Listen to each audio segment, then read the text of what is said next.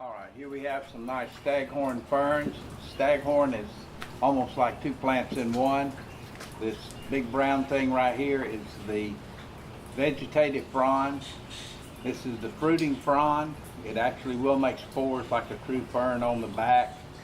And you'll get, for every leaf, you get a vegetative frond to keep it growing. They're very easy to grow. All they need is a little bit of water 2 or 3 times a week and hang them in a shady spot.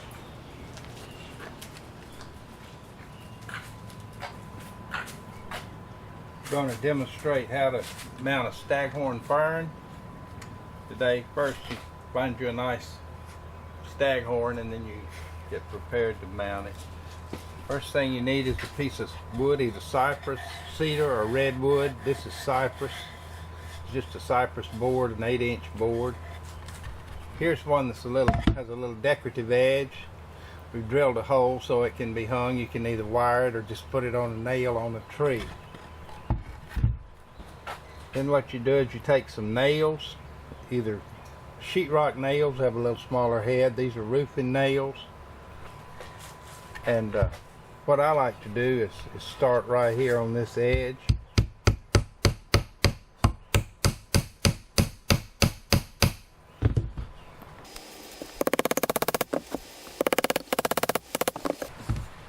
Do the same on the other side.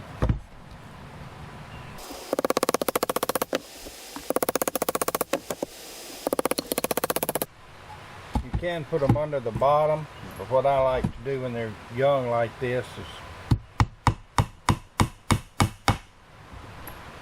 and then put the one at the top. So we've got our board, we've got our nails, and then you can take many different things. You can use sphagnum moss, which if you use sphagnum moss you need to wet it and squeeze it out. What we're using today is we're using cocoa mat. Just tear it up into a lot of little bitty pieces.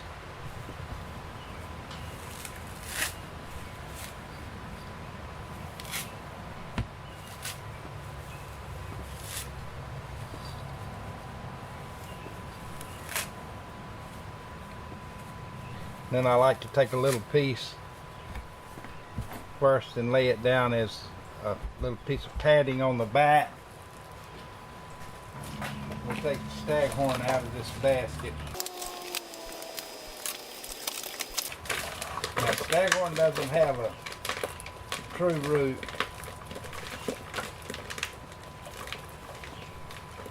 And there is a top and a bottom.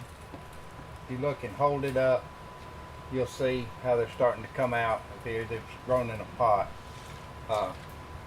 This way, that's upside down. This is right side up here.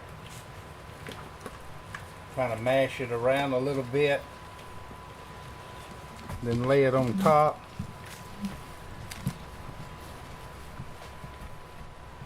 Then I either take your sphagnum moss or this cocoa fiber, or you can even use Spanish moss if you have that. It doesn't matter, because eventually the staghorn will grow into the wood.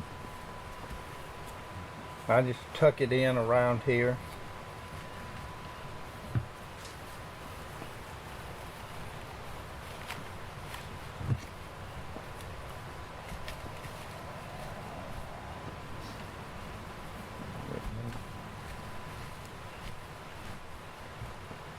Put it right here. And you can use monofilament fishing line, or today we're going to use some nylon line. Or you can use some stainless steel wire. Use stainless steel because it won't rust in two on you. And what I do is just start on here and tie a little knot. I'll do this backwards so you can see.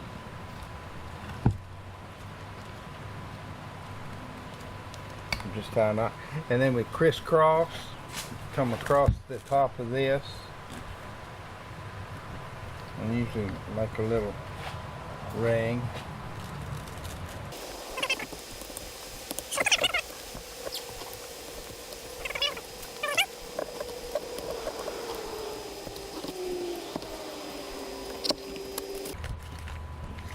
Sometimes we tuck a little bit underneath here and we'll catch that top nail.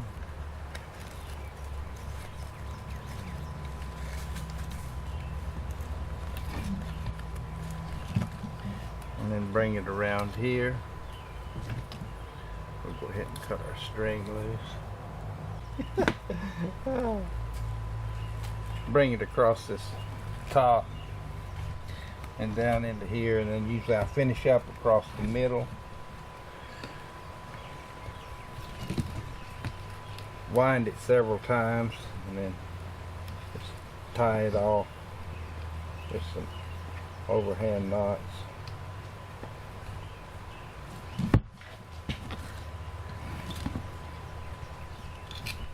Cut that off. Then just take my hammer and I drive these in.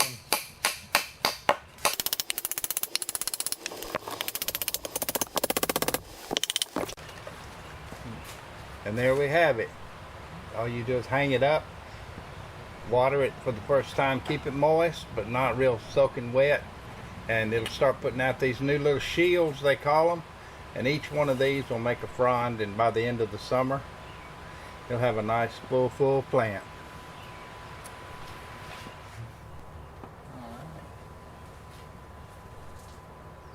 Do a pan around.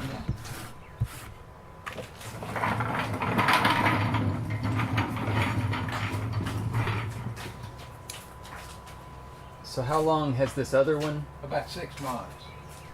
So 6 months ago, the first one looked about... It was smaller than that one that we just mounted. And it eventually will grow into the wood. Yes. This one, if you hang it in this manner, it will make a ball. It will actually grow around that hole on both sides of the wood. Or if you put it up against the wall, it'll just be one-sided. And what kind of wood? Cypress, redwood, cedar. Cypress is best if you can find it. And why cypress? Doesn't rot. And plus it's porous, it's a light wood. And eventually the roots, so to speak, will grow into the wood. The plant will grow into the wood. This one has been growing on here for about 6 months, and you can see what it's starting to make a lot of shields. By the end of the summer, this whole thing will be covered.